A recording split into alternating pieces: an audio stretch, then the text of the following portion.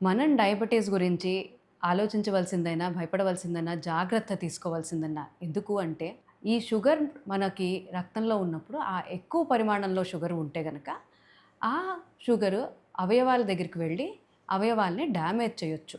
దానివల్ల మనం షుగర్‌ని జాగ్రత్త పరుచుకోవాలి. సో, దీని లక్షణాలేమిటి?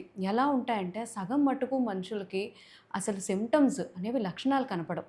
కనిపించిన వాళ్ళల్లో ఏముంటాయంటే, తరచుగా యూరిన్‌కి వెళ్ళి రావటం, పాలీయూరియా అంటాం మా భాషలో. మళ్ళాను దాహం ఎక్కువగా వేయటం, ఇలాంటి సింప్టమ్స్ కనిపిస్తాయి. ఆకలి ఎక్కువగా ఉండటం, బరువు తగ్గిపోవటం, షుగర్లు బాగా ఎక్కువగా ఉంటే కళ్ళు కొంచెం మొబ్బుబారడం, ఇలా కూడా జరగచ్చు. ఇలాంటి సింప్టమ్స్ అనేవి మనం షుగర్‌వి చూస్తామనమాట. షుగర్ ఉంది, డయాబెటీస్‌ని మనం మధుమేహం అంటాం కదా! దాన్ని డయాగ్నోస్ చేయాలి అంటే పరగడుపున చెక్ చేసినప్పుడు షుగర్‌లో 126 కన్నా ఎక్కువ ఉన్నప్పుడు కానీ, 75 గ్రాములు గ్లూకోజ్ లోడ్ మనం ఇచ్చినప్పుడు, 75 గ్రామ్స్ గ్లూకోజ్ లోడింగ్ టెస్ట్ అంటాం. ఇచ్చినప్పుడు 2 గంటల తర్వాత షుగర్స్ చూస్తే 200 దాటినప్పుడు మనం షుగర్ అంటాం.